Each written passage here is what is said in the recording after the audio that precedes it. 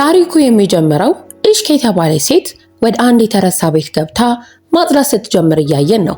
ኢሽክ ቤቱን እያጸዳች እያለ የድሮ የሁለተኛ ደረጃ ትምህርት ቤት ጓደኞቿንና በወቅቱ ያደርጉት የነበረውን ነገር ሁሉ ታስታውሳለች። የቡድኑ አባላት በወቅቱ በነበራቸው ባህሪ ምክንያት በሰዎች ዘንድ የምንጊዜው መጥፎ ቡድን ተብለው እስኪጠሩ ድረስ ይታወቁ ነበረ። ከዚያም ታሪኩ ወደ 1998 የትምህርት ዘመን መጀመሪያ ላይ ይመልሰናል። የቡድኑ የመጀመሪያው አባል ኦስማን ይባላል። እሱ ከማንኛውም ነገር ላይ ገንዘብ የማግኘት ልዩ ችሎታ አለው። የሚጨነቀው ለራሱ ጥቅም ብቻ ስለሆነ የቤት ስራዎችን ለተማሪዎች በመሸጥ ገንዘብ ያጠራቅማል። ርዕሰ መምህሩ ነጅዴት ኦስማን የሚያደርገውን ነገር ቢያውቅም ተጨባጭ ነገር ስላላገኘ ሊቀጣው አልቻለም። ዝም ብሎ ማስጠንቀቂያ ከመስጠት ውጪ አማራጭ አልነበረውም። ሁለተኛው አባል ደግሞ ከሪም ይባላል። ከሪም በትምህርት ቤቱ ውስጥ እጅግ ግልፍተኝነት የሚታይበት ልጅ ነው። በትንሽ ነገር ከማንኛውም ሰው ጋር ጸብ መጫር ይችላል። እንዲያውም በጨዋታ ላይ ዳኛውን በቦክስ በመምታቱ ከቅርጫት ኳስ ቡድን ተባሯል። ሶስተኛው አባል ደግሞ ኤዳ ትባላለች። ኤዳ ርዕሰ መምህሩ ራሱ የትምህርት ቤቱ ትንሿ ሰይጣን ብሎ ይጠራታል። እንደውም ከአንድ መምህር ጋር ክፍል ውስጥ አብራ በመታየቷ መምህሩ ከስራ እንዲባረር አድርጋለች። አራተኛው አባል ደግሞ ሲናን ይባላል። እሱ ሁልጊዜ በመጠጥ ሰክሮና አርፍዶ ወደ ክፍል ይመጣል። በህይወት ውስጥ ለምንም ነገር ግድ የለውም። ግን የፍቅር ታሪኮችንና ልብ አንጠልጣይ ትረካዎችን የምትወደው የዋህዋ ሴት ኢሽክ በሚስጥር ስለምትወደው በማንኛውም መንገድ ወደሱ ለመቅረብ ትሞክራለች። በዚህ ሰዓት ርዕሰ መምህር ነጅዴት በጠዋት ሰልፍ ላይ በትምህርት ቤታቸው ቅጥር ግቢ ውስጥ ከሌላ ትምህርት ቤት ጋር ውድድር እንደሚካሄድ ያስታውቃል። ተማሪዎቹ በኃላፊነት ስሜት እንዲቀሳቀሱና ምንም አይነት ረብሻ እንዳይፈጥሩ ትዕዛዝ ይሰጣል። ሁለቱም ትምህርት ቤቶች ለውድድር አዳራሹ ሲሰበሰቡ ኦስማን ወዲያውኑ ከሌላኛው ትምህርት ቤት ተማሪዎች ጋር ስምምነት ይፈጥራል። ይሄ ስምምነት አሸናፊው ወገን የተሸናፊውን ገንዘብ ሁሉ የሚወስድበት የውርርድ ስምምነት ነው። ኦስማን ከዚህ ትርፍ ለማግኘት ከተማሪዎች ገንዘብ መሰብሰብ ይጀምራል። ከሪም ደግሞ ለዝግጅቱ የሚያገለግለውን የድምጽ ማጉያ የማምጣት ኃላፊነት ቢኖርበትም ነገር ግን አንድ ተማሪ ባልተገባ ሁኔታ ሲያናግረው ከሪም በንዴት የድምጽ ማጉያውን በልጁ ራስ ላይ ይሰብረዋል። በተመሳሳይ ጊዜ ኤዳ የውድድሩን መብራቶች ለመቆጣጠር ትወስናለች። ወደ መቆጣጠሪያ ክፍሉ በሚስጥር በመግባት ነጅዴት ከክፍሉ እስኪያባረራት ድረስ መብራቶቹን ታበላሻለች። ያለ ድምጽ ማጉያ ውድድሩን ለመቀጠል ቢሞክሩ ኤዳ ከሪምን ይበልጥ ለማበሳጨት ቁራጭ ወረቀቶች ትወረውርበታለች። ይሄ ድርጊት በሁለቱ ትምህርት ቤቶች መካከል ከፍተኛ ጸብ እንዲቀሰቀስና ውድድሩ ሙሉ በሙሉ እንዲበላሽ ያደርጋል። ሲናን ግን ይሄን ሁሉ ትርምስ በውስኪ ጠርሙስ ታጅቦ ዝም ብሎ ይመለከታል። ሲናን በእጁ የያዘውን የውስኪ ጠርሙስ በድንገት ስለጣለው ጠርሙሱ በቀጥታ የኤሌክትሪክ ሶኬት ላይ ያርፋል። ወዲያውኑ ኮንታክት ተፈጥሮ በአዳራሽ ውስጥ እሳት ይነሳል። ይህም ዝግጅቱ በአሰቃቂ ሁኔታ እንዲቋጭ ያደርገዋል። ትምህርት ቤቱ ከውድድሩ ውጪ እንዲሆን ከመደረጉም በላይ ወደፊት በማንኛውም ውድድር ላይ እንዳይሳተፍ ይታገዳል። በመቀጠል ሁሉም የቡድኑ አባላት በእነሱ ላይ ውሳኔ ለማሳለፍ በተጠራው የቦርድ ስብሰባ ላይ እንዲቀርቡ ተገደዋል። መምህራኑ እያንዳንዱን ተማሪ አንድ በአንድ ቢጠይቁ ምንም አይነት ጠቃሚ መረጃ ሊያገኙ አልቻሉም። ተማሪዎቹ ለለውጥ የማይመቹና ተስፋ ቢስ ሆነው ስላገኟቸው መምህራኑ ቡድኑን ከትምህርት ቤት ሙሉ በሙሉ ለማባረር ድምጽ መስጠት ይጀምራሉ። ሆኖም ግን ተማሪዎቹን ለማባረር ሁሉም መምህራን ያለምንም ተቃውሞ ይባረሩ ብለው ድምጽ መስጠት አለባቸው። የድምጽ አሰጣጡ ውጤት 12 መምህራን እንዲባረሩ ሲደግፉ፣ አንዲት መምህር ግን የተማሪዎቹ የወደፊት ዕጣ ፈንታ ስላሳሰባት አይባረሩም በሚል ተቃውሞዋን ትገልጻለች። ነጅዴት እነዚህን ተማሪዎች ለአንዴና ለመጨረሻ ጊዜ ለማባረር ጓጉቶ ስለነበር አሁንም ከእጁ ስላመለጡ በንዴት ይገነፍላል። የኮሚቴውን ውሳኔ ከሰሙ በኋላ የቡድኑ አባላት ድምጽ ሆኖ ያተረፋቸው መምህር ማን እንደሆነ ለማወቅ ይፈልጋሉ። ስለዚህ በስብሰባው ላይ የነበረችውንና በእጅጉ የምትፈራቸውን ኢሽክን ይጠይቋታል። እሷም ስለ ወደፊት ህይወታቸው የምትጨነቀው መምህርት ቡርጁ እንደሆነ ትነግራቸዋለች። ሁሉም ተማሪዎች መምህርት ቡርጁ በትምህርት ቤት ውስጥ ያለቻቸው ብቸኛ ተስፋ መሆኗን ይረዳሉ። ከዚህ በኋላ ሁሉም ወደ የቤታቸው ይሄዳሉ። በሌላ በኩል ሲናን ከታመመ አያቱ ጋር በትልቅ ቤት ውስጥ ብቻውን እንደሚኖርና ወላጆቹ ተፋተው ሌላ ሰው አግብተው ከቤተሰቦቻቸው ጋር የራሳቸውን ህይወት እየኖሩ እሱን ግን አያቱን እንዲንከባከብ ጥለውት እንደሄዱ እናያለን። በሚቀጥለው ቀን መምህርት ቡርጁ በ2 ወር ውስጥ ወደ ሌላ ከተማ እንድትዘዋወር የሚገልጽ ይፋዊ ደብዳቤ ይደርሳታል። ይህ ዜና ነጅዴትን በእጅጉ አስደስቶታል። ምክንያቱም እሷ ከሄደች ያለምንም እንቅፋት መላው ቡድኑን ማባረር እንደሚችል ያውቃል። ዜናው በፍጥነት በመሰራጨቱ ተማሪዎቹ መጨረሻቸው እየቀረበ መሆኑን ተረድተው ቀጥሎ ምን እንደሚያደርጉ ለመነጋገር ሁሉም ይሰበሰባሉ። ርዕሰ መምህሩ እነሱን ለአንዴና ለመጨረሻ ጊዜ ለማባረር ቆርጦ በቢሮ መስኮት በኩል ሆኖ በንቃት ስለሚከታተላቸው ቡድኑ ይሄን ችግር እንዴት እንደሚፈቱ በደንብ ለመነጋገር ሲናን ቤት ይሰበሰባሉ። ከዚህ በኋላ ብቸኛው መፍትሄ መምህርት ቡርጁን በፍቅር እንድትወድቅ ማድረግ እንደሆነ ይወስናሉ። በትምህርት ቤት ውስጥ የሆነ ሰው ካፈቀረች ዝውውሩን ሰርዛ ለመቆየት ትመርጣለች የሚል እምነት አላቸው። ሆኖም ሁሉም የፍቅር ነገር ስለማይገባቸው የኢሽክን እርዳታ ይጠይቃሉ። ኢሽክ መምህርት ቡርጁን ስለምትወዳት ሀሳባቸውን ተቀብላ የመጀመሪያውና ወሳኙ እርምጃ ደግሞ ለሷ ተስማሚ ወንድ መፈለግ እንደሆነ ትነግራቸዋለች። በትምህርት ቤት ውስጥ ያሉትን መምህራን ከመረመሩ በኋላ በጉዳት ምክንያት ከፕሮፌሽናል ተጫዋችነት በጡረታ በወጣው የቅርጫት ኳስ አሰልጣኝ ከማል ላይ ይስማማሉ። ይሄኔ ታሪኩ በድጋሜ ወደ አሁኑ ጊዜ ተመልሶ ኢሽክን በሲናን የተረሳ ቤት ውስጥ ያሳየናል። ለሁሉም የቡድኑ አባላት ዳግም እንዲገናኙ የመጋበዣ ደብዳቤ ትልካለች። አሁን ሁሉም በተለያዩ ከተሞች ውስጥ ነው የሚኖሩት። ታሪካችን ወደ ነበረበት ጊዜ ሲመለስ ሁሉም የቡድኑ አባላት ወደ ሲናን ቤት ተመልሰው ይሰባሰባሉ።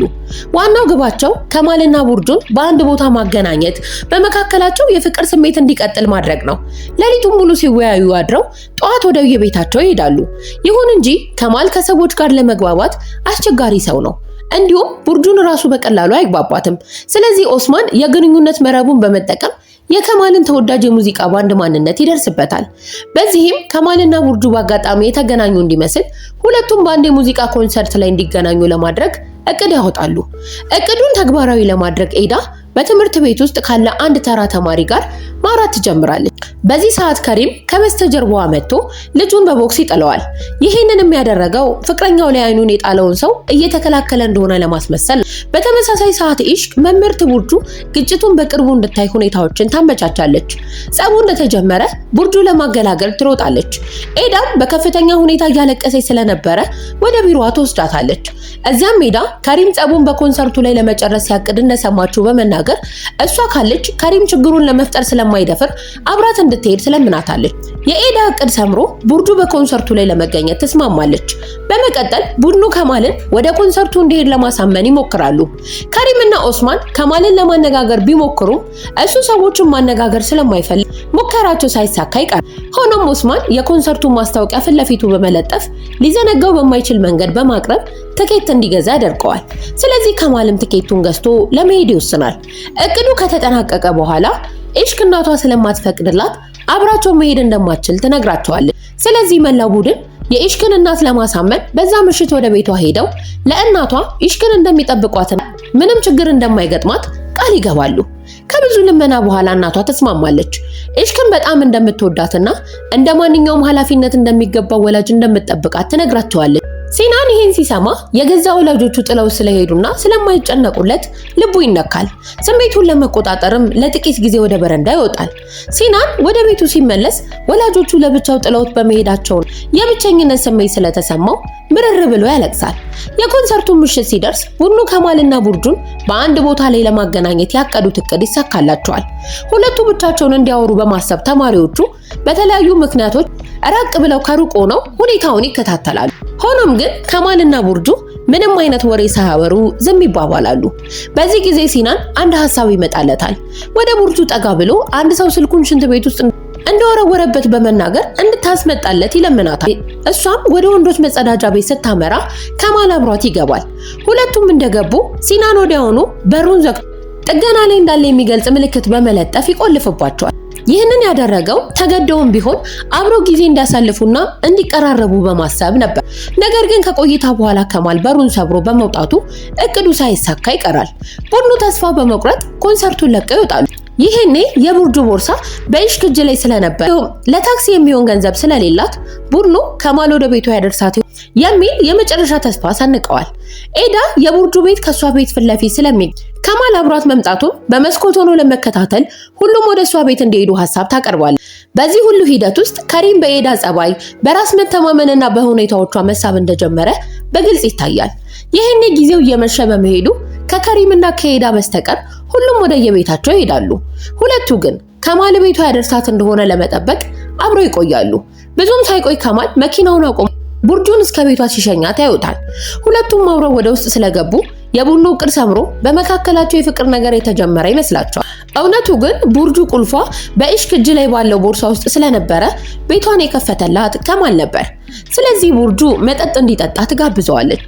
በዚህ መሃል ኤዳ ላይ ሙሉ በሙሉ ልቡ ያረፈው ከሪም ስሜቱን ለመደበቅ ቢሞክርም ኤዳ ግን እንደወደዳት ስለተረዳች ወላጆቿ ሳይመጡ ወደ ቤቱ እንዲሄድ ነገ አዲስ መረጃ ካለ እንደምትነግረው ገልጻ ትሰናበተዋለች። ከሪም ግን በሁኔታው ቅር ተሰኝቶ ይሄዳል።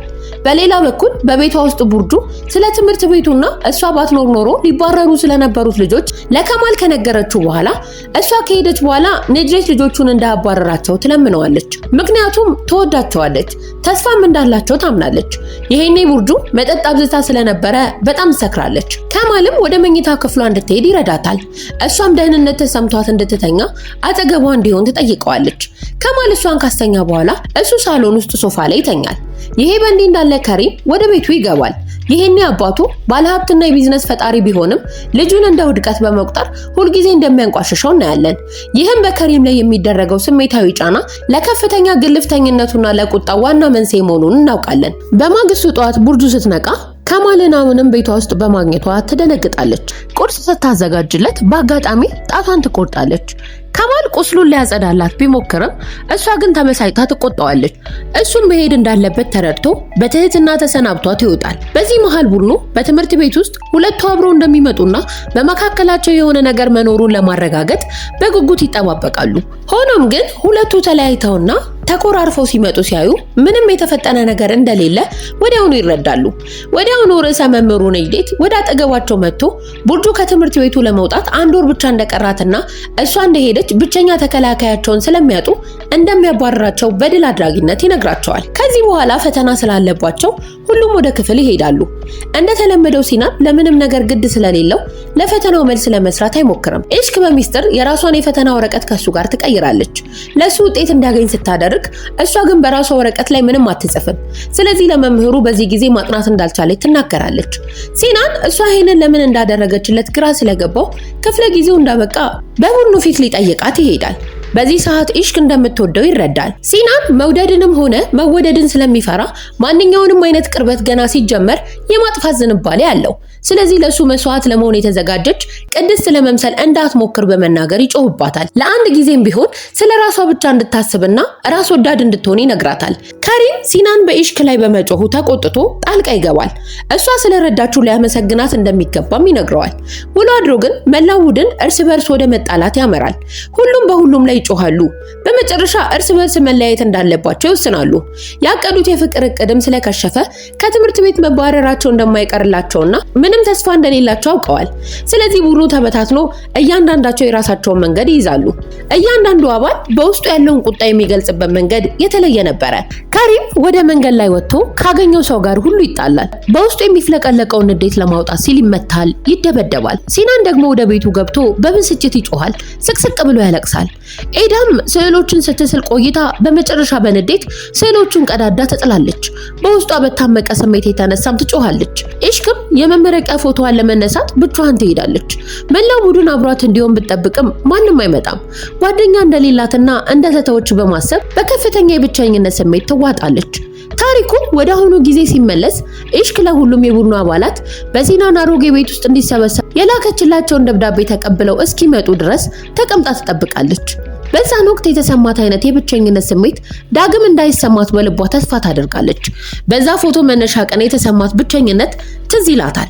በድንገት ግን ትልቁ መብራት ወድቆ ያዘጋጀችውን ጠረጴዛ ይሰብረዋል። ይሄኔ ፊት ለፊት ሲናን ይጠጣበት የነበረውን የውስኪ ጠርሙስ ታያለች። ከዚህ ትልቅ ጸብ በኋላ ሲናን ምን ያህል ብቸኛና ዝምተኛ ሆኖ እንደነበረ ታስታውሳለች። ነገር ግን አንድ ነገር ትረዳለች። በዛ ጊዜ በከማልና በቡርጁ መካከል የነበሩት የአይነ ጥቅሻዎችና ስሜቶች ገና አልጠፉም። በመካከላቸው አሁንም የሚሰራ ነገር እንዳለ አምና ኢሽክ ወደ ኦስማን ጋር ሄዳ ስለሆነው ነገር ሁሉ ይቅርታ ጠይቀዋለች። በቡርጁና በከማል መካከል ብልጭታ እንዳለ አስተውላ እንደነበረ፣ ነገር ግን ኩራታቸው የመጀመሪያውን እርምጃ እንዳይወስዱ አግዷቸው እንደነበረ ተነግረዋለች። አዲስ እቅድ ካወጡ ያንን ስሜት መልሰው ማቀጣጠል እንደሚችሉና የፍቅር እቅዳቸው ሊሳካ እንደሚችል ትገልጻለች። እውነቱ ከማል ቡርጁን ይወዳታል፣ ሊቀርባትም ይሞክራል። እሷ ግን ሁልጊዜ ትገፋዋለች። ስለዚህ ቡድኑ ዳግም ይገናኛል። ሲናን ለሁሉም አባላት በተለይም ለኢሽክ ላሳየው መጥፎ ባህሪ ይቅርታ ይጠይቃል። ከትምህርት ቤት በኋላ ሁሉም አብረው ሲወጡ በድንገት ቡርጁን ከፊት ለፊታቸው ያገኟታል። እሷም አንድን ሰው በደስታ ሰላም ስትልና አቅፋ ወደ መኪናው ስትገባ ያያሉ። ቡርጁ ሌላ ፍቅረኛ እንዳላትና ከማልን ስትሸሸው የነበረው ለዚህ እንደሆነ ወዲያውኑ ይረዳሉ። ስለዚህ ስለ ግል ሕይወቷ አስቀድሞ ባለማወቃቸው እራሳቸውን ይወቅሳሉ። አሁን እቅዱ ሙሉ ለሙሉ ተቀይሯል። አዲሱ ተልኳቸው ቡርጁና ከማልን ማገናኘት ብቻ ሳይሆን ቡርጁና አሁን ያላትን ፍቅረኛ ማለያየት ነው። ነገር ግን ኢሽክ ለራሳቸው ጥቅም ብለው ሁለት የሚዋደዱ ሰዎችን መለያየት እንደሌለባቸው በመናገር ትቃወማለች። ሲናን ግን የቡርጁ ፍቅረኛ የማይገባት መሆኑንና ከማል የተሻለ ምርጫ መሆኑን ለማረጋገጥ ዝናብ ውስጥ በመውጣት ጃኬቱን አውልቆ ወደ ቡርጁ ፍቅረኛ ጋር ይሄዳል።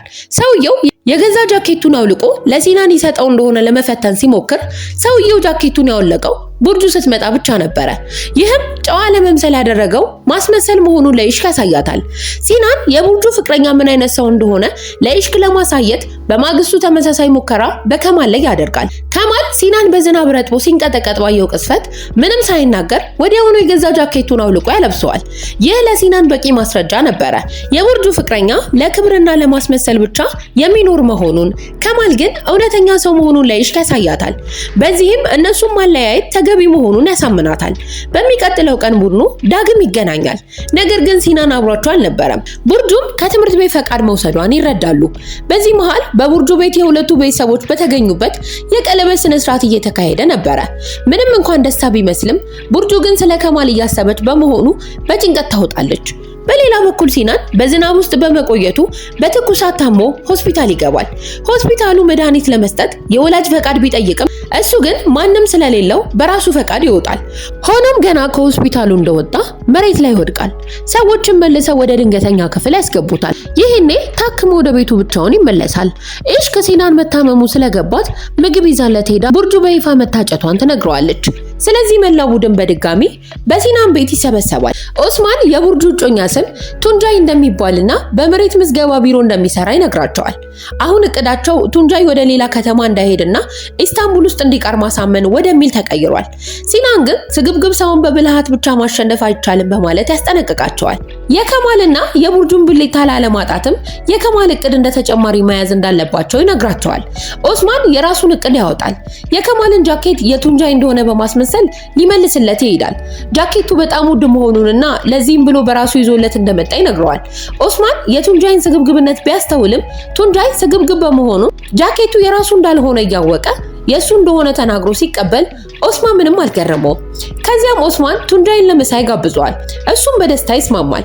ኦስማን በኢስታንቡል ውስጥ የሚሰራ ስራ ምን ያህል አትራፊ፣ ቀላልና በገንዘብ የተሞላ እንደሆነ በመንገር ቱንጃይን ማጓጓት ይጀምራል።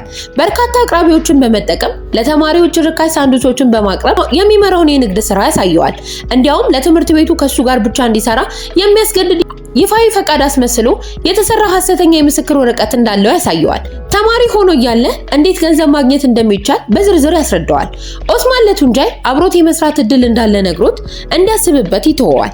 በተመሳሳይ ጊዜ ኢሽክ ወደ መምህራን ክፍል ሄዳ የተማሪዎች ህብረት ፕሬዝዳንት በመሆኗ መጪውን የትምህርት ቤት ዝግጅት መምህርት ቡርጁና አሰልጣኝ ከማል በጋራ እንዲያስተባብሩ ሐሳብ ታቀርባለች። ምክንያቱም ቡርጁ በቅርቡ ስለምትለቅ ተማሪዎች ከሷ ጋር ተጨማሪ ጊዜ እንዲያሳልፉ፣ ከማል ደግሞ አዲስ በመሆኑ ከተማሪዎች ጋር እንዲቀራረብ ለማድረግ እንደሆነ ትገልጻለች። መምህራኑ በሐሳቧ ይስማማሉ። ስለዚህ ቡርጁ ከከማል ጋር በመሆን ዝግጅቱን እንዲያስተባብሩ መመደባቸውን ልትነግረው ትሄዳለች። ሲናን አሁንም የትምህርት ቤት ፈቃድ ላይ ቢሆንም ኢሽክን የማየት ፍላጎት ስላደረበት ተጣጥቦ ወደ ትምህርት ቤት ይሄዳል። ለሱ ባሳየችው ከልክ ያለፈ እንክብካቤ የተነሳ ፍቅር እየያዘው መጥቷል። ሲያገኛትም ጠንክሮ ማጥናት፣ ፈተና ማለፍና የተሻለ ወደፊት ህይወት መገንባት እንደሚፈልግ ይነግራታል። ይሄ ስሜት በድንገት ለምን እንደመጣ ባያውቅም ተመርቆ ለመውጣት መወሰኑን ይገልጽላታል። ኢሽክ ግን እንደተለመደው እያሾፈባት ይመስላታል። በትምህርትና በጥናት ላይ ማሾፉን እንዲያቆም በጨዋታው እንደሰለቻት በመናገር ጥላው ትሄዳለች። በዝግጅቱ ልምምድ ላይ ኤዳ ስትሳተፍ ከሪም ሲመለከታት ይቆያል።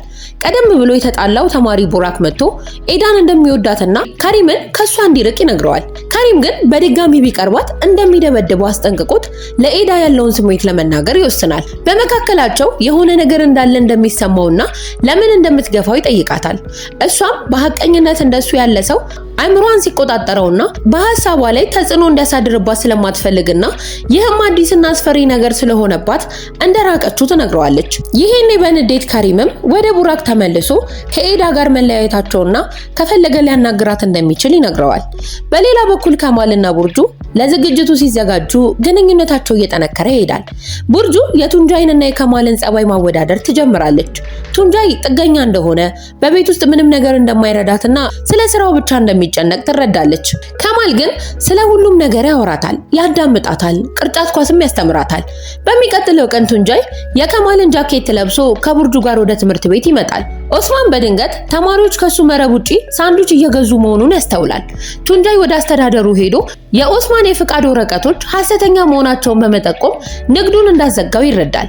በዚህም የኦስማን ንግድና አብሮት የሚሰሩ ሰዎች ኑሮ ይፈራርሳል። ኦስማን ሲናን የተናገረውን ስግብግብ ሰዎችን በብልሃት ብቻ ማሸነፍ አይቻልም የሚለውን ቃል ያስተውላል። ወዲያውኑ አንድ ተማሪ ወደ ቱንጃይ እንዲሮጥና በቡርጁ ፊት ሌባ እንደሆነ ጃኬቱን እንደሰረቀው እየተናገረ እንዲጮህበት ያደርጋል። ተማሪው ጃኬቱን ቀምቶት ለኦስማን ይሰጠዋል።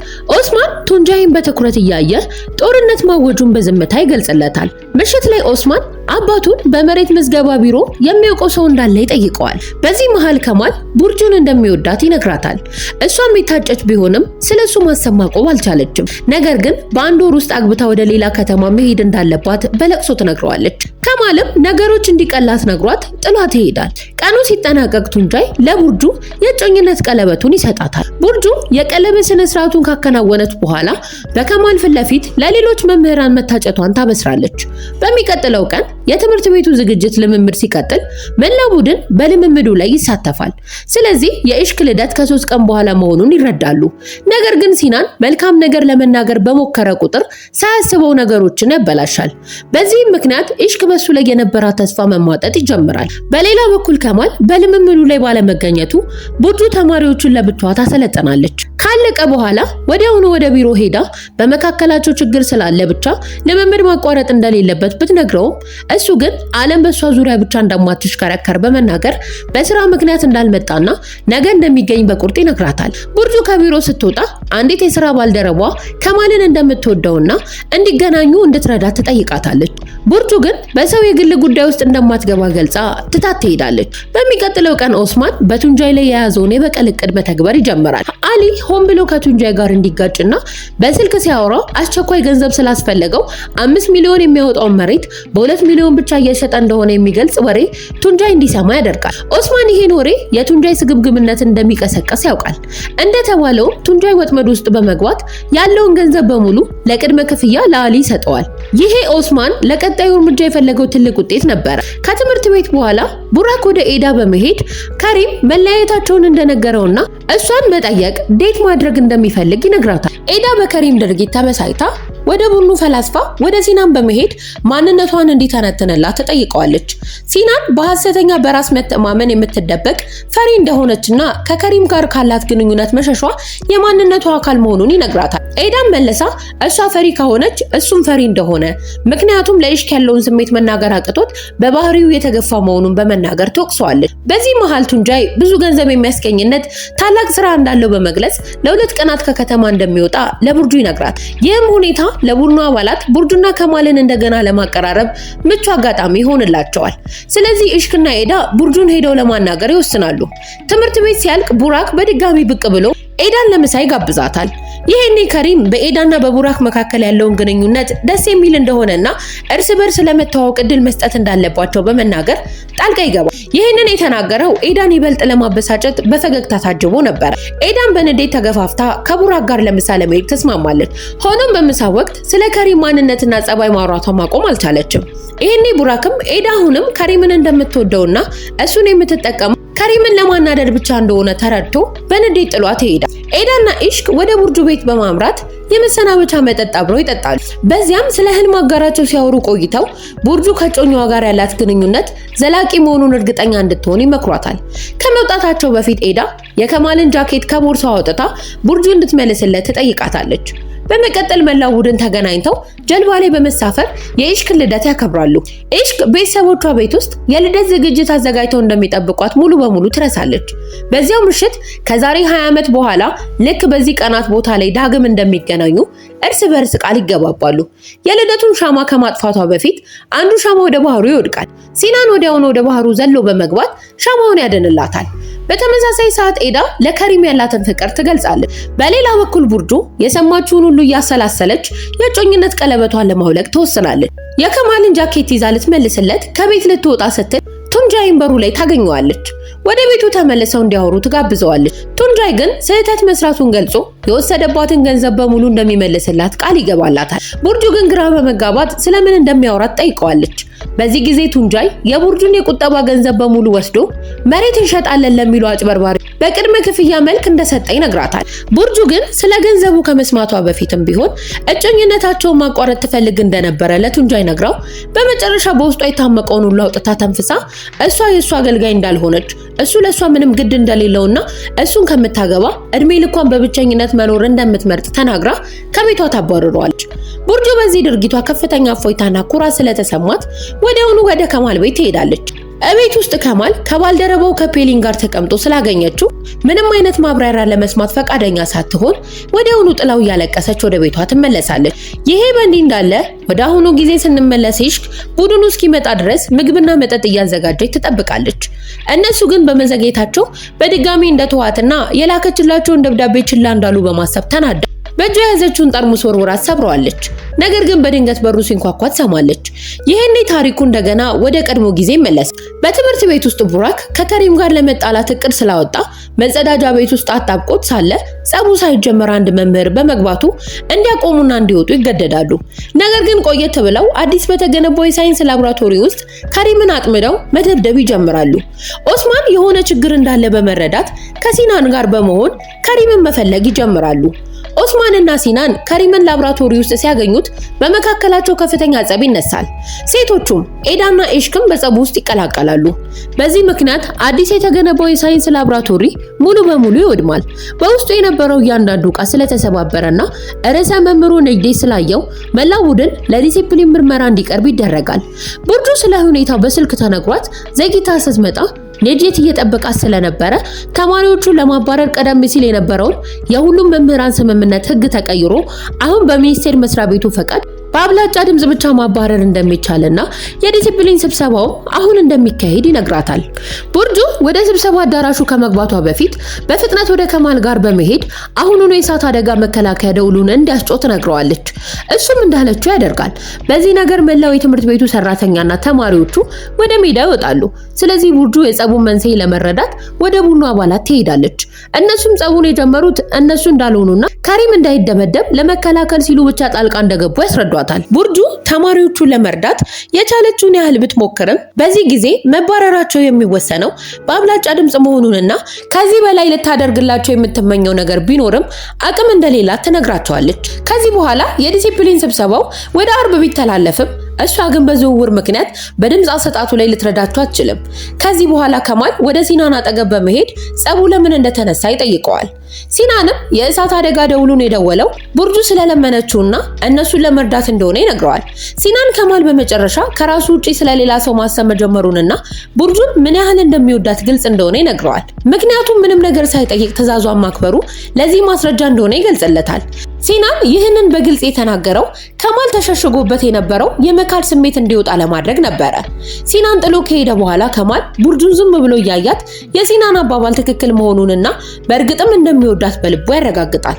መላው ቡድን ከትምህርት ቤት መባረራቸው እንደማይቀር አምነው በመቀበል ለቤተሰቦቻቸው ለመንገር ይወስናሉ። እያንዳንዱ ቤተሰብ የሰጠው ምላሽ ግን የተለያየ ነበረ። አንደኛው ቤተሰብ መባረሩ በይፋ ተመዝግቦ ስማቸው ከመበላሸቱ በፊት ልጃቸውን ወደ ሌላ ትምህርት ቤት ለማዘዋወር ሲያስቡ ሲያስቡ፣ ሌላኞቹ ቤተሰብ ደግሞ ለትምህርት ቤቱ ጉቦ ስለመስጠት ያወራሉ። ሲናን ግን ወላጆቹ እሱን ለማዳመጥ ግድ ስለሌላቸው እንዴት አድርጎ እንደሚነግራቸው ግራ ይገባዋል። በዚህ ሰዓት በቤቱ ግድግዳ ላይ ተሰቅሎ የነበረና ኢሽክ ተወደው የነበረ አንድ ስዕል መጥፋቱን ያስተውላል። አባቱ ሲናን ስዕሉን እንደሚወደው እያወቀ ወደ ሌላኛው ቤቱ ይዞ እንደሄደ ይረዳል። እንደተለመደው አባቱ የሲናንን ስሜት ችላ በማለት ለሌላኛው ቤተሰቡ ብቻ እንደሚያደላ ዳግም ያረጋግጣል። በማግስቱ ኢሽክ ቤተሰቦቿ ስለቀጧትና ከቤት እንዳትወጣ ስለታገደች ከሷ በስተቀር ሁሉም ይገናኛሉ። ኤዳ ወላጆቿ የመባረር ውሳኔው በሪከርዷ ላይ እንዳይሰፍርባት የዲሲፕሊን ጉባኤው ከመካሄዱ በፊት ወደ ፈረንሳይ ወደሚገኝ ትምህርት ቤት ላይ ያዘዋውሯት እንደወሰኑ ትነግራቸዋለች። ማንም ሊረዳት አይችልም። ከሪም ሳይቀር ራሷን ማዳን እንዳለባት በማመን በወላጆቿ ውሳኔ ይስማማል። ታሪኩ ወደ አሁኑ ጊዜ ሲመለስ ኢሽክ በላከችው መልእክት መሰረት ኤዳ በሲናን አሮጌ ቤት ውስጥ መጀመሪያ ደርሳለች። ከዚያም ወደ ቀድሞ ታሪካችን እንመለሳለን። ቡርጁ ተማሪዎቹ እንዳይባረሩ የምታደርግበትን መንገድ ለማግኘት እየጣረች ነው። በድንገት በሯ ይንኳኳል። ቱንጃይ ተመልሶ መጥቷል። አንድ ሰው ሐሳቧን አስቀይሯት እንደሆነ በማሰብ እንደገና ለመታረቅ ተስፋ አድርጓል። እሷ ግን በማንም የምትመራ ትንሽ ልጅ እንዳልሆነች የራሷን ውሳኔ ራሷ እንደምትወስንና እሱን እንደማትፈልገው ነግራ በሩን ትዘጋበታለች። በድጋሚ በሩ ሲንኳኳ ይበልጥ ለመጣላት ተዘጋጅታ በሩን ብትከፍተው ያገኘችው ከማልን ነበረ። መፍትሄ በጋራ ለመፈለግ እንደመጣ ይነግራታል። እሷ ግን በቅናት ስሜት ተውጣ ከፔሊን ጋር ቢገናኝ እንደሚሻለው ብትናገርም ወደ ቤቷ እንዲገባ ትፈቅድለታለች።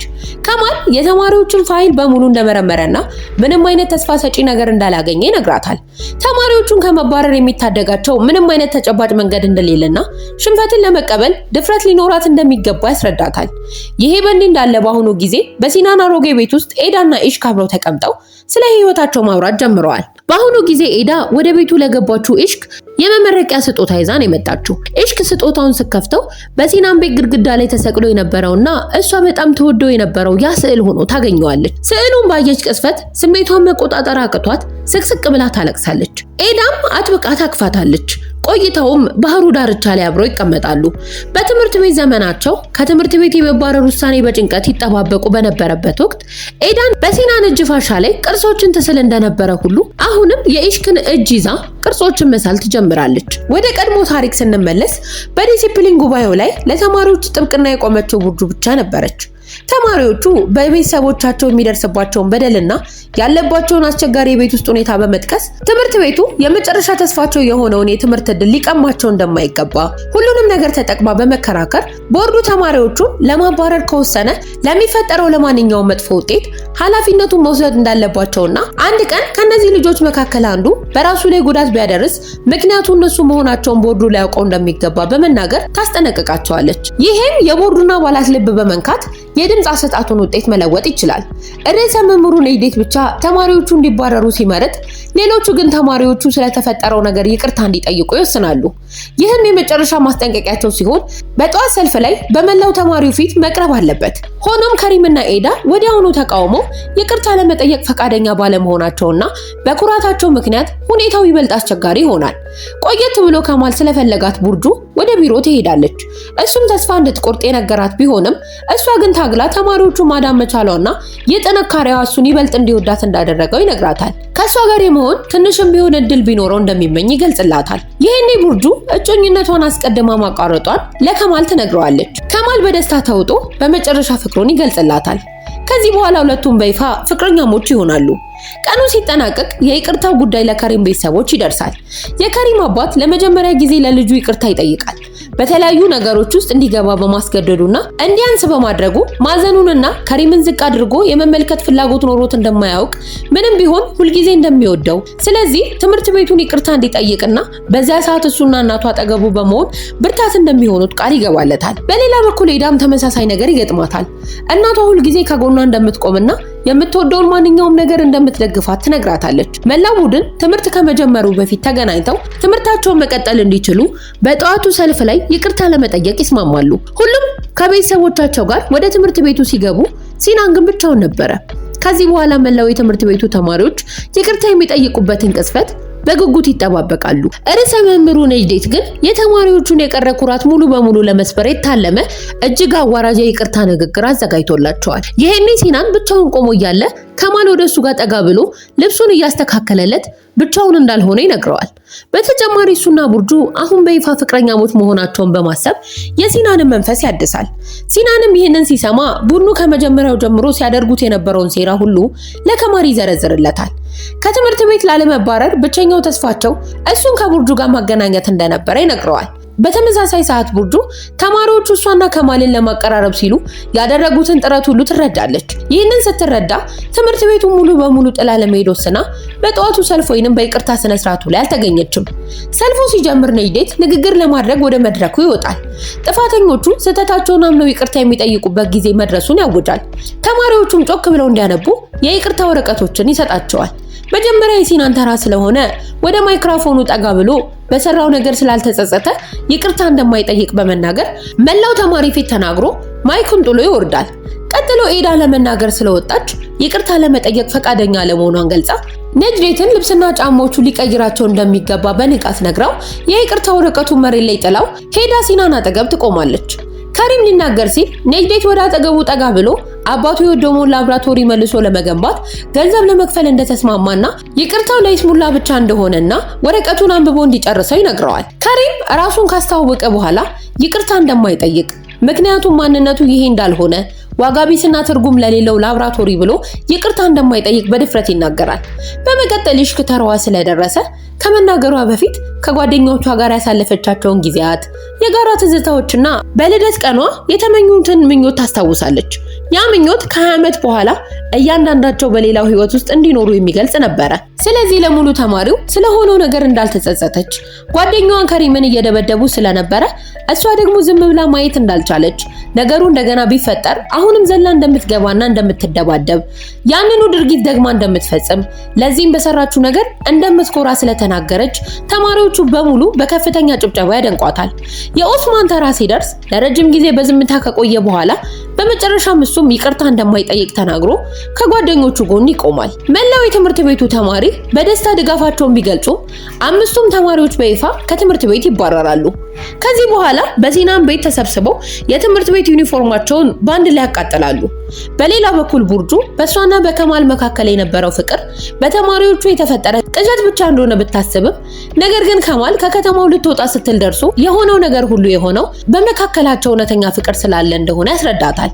ስለዚህ ታርቀው አብረው ለመቆየት ይወስናሉ። ታሪኩ ወደ አሁኑ ጊዜ ሲመለስ ኤዳና ይሽክ በሲናን አሮጌ ቤት ውስጥ ተቀምጠው የልጅነት ትዝታቸውን እያወጉ እያለ ቤቱ ስላረጀ መፈራረስ ይጀምራል። ይሄኔ በልጅነታቸው ተነስተውት የነበረው ፎቶ ተንሸራቶ መሬት ላይ በመውደቅ ይሰበራል። ኤዳም ስብርባሪዎቹን አንስታ ስለ ህይወቷ፣ ስለ ውድቀቶቿና ስላለፈችባቸው መከራዎች ስቅስቅ ብላ ታለቅሳለች። ይሽክ ቤቱ ሙሉ በሙሉ ሳይፈርስ መውጣት እንዳለባቸው ነግራ ልታጽናናት ትሞክራለች። ልክ ከቤቱ ሊወጡ ሲሉ ግን በሩ ይንካካል። ይሄኔ ፊልሙ ያበቃል።